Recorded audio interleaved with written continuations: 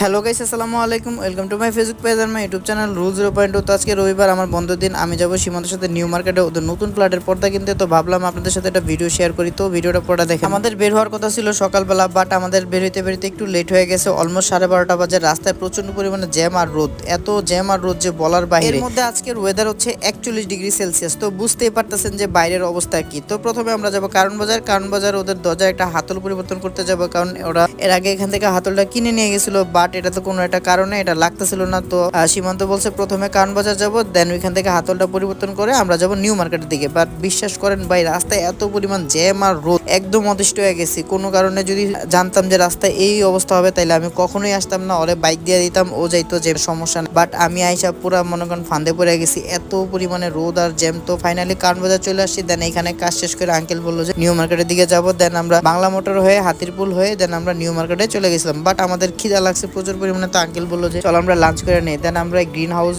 লঞ্চে ঢুকলাম। বাট এখানে আসলে আমরা খাইতে আসছিলাম কাচ্চি নাই, বিরিয়ানি নাই, কোনো কিছুই নাই। এখানে আছে চাইনিজ আইটেম। তো দুপুরবেলা আসলে চাইনিজ খাওয়া যায় না, কারণ আমরা যেহেতু বাঙালি মানুষ, দুপুরবেলা আসলে ভাত ডাইল বা মোটামুটি কাচ্চি বিরিয়ানি হইলে আমাদের চলে। বাট এখানে এই চাইনিজ খাইতে ভালো লাগবে না। দেন পাশে আরেকটা ওনাদেরই একটা ব্রাঞ্চ আছে, এখানে হলো ঠান্ডাগড় রেস্টুরেন্ট, এটা এলিফেন্ট রোডে অবস্থিত। দেন এখানে আসলাম। এখানে আসার পরে মোটামুটি কাচ্চি পাই নাই, বাট মোরগ পোলাও পাইছি এবং তেহারি খাইছি, ওখান থেকে খাই নিছি। দেন আমরা চলে আসছি নিউ মার্কেট। এখানে আসলে ওনাদের কিছু ফ্ল্যাটের কিছু জিনিস আছে, ওগুলো কেনার জন্য আসছি। ওদের ফিল্টার কিনা বাকি ছিল, দেন এখান থেকে ফিল্টারটা কিনলাম এবং গরম মশামসির জন্য যা দরকার ছিল সবকিছু কিনছি। কেনার পরে ওরে পুরো পিছে ধরাই দিছি মালসাবানা দিয়ে আঙ্কেল আন্টি, এবং আমরা আবার রওনা দিছি বাসার উদ্দেশ্যে। বাট সব দিকে রাস্তার অবস্থা খারাপ ছিল, কারণ প্রচুর পরিমাণে আন্দোলন এবং জ্যাম ছিল, পুরাই বিদিকিচ্ছা অবস্থা। হাতে মালসাবানা এবং ক্যামেরাম্যানের অভাবে ভিডিওটা বেশি বড় করতে পারিনি, যতটুকু করছি ততটুকু আপনাদের সাথে শেয়ার করলাম। সবাইকে অসংখ্য ধন্যবাদ। দেখা হবে পরবর্তী নতুন কোনো ভিডিওতে, নতুন কোনো ব্লগে। সেই পর্যন্ত ভালো থাকবেন। আসসালামু আলাইকুম।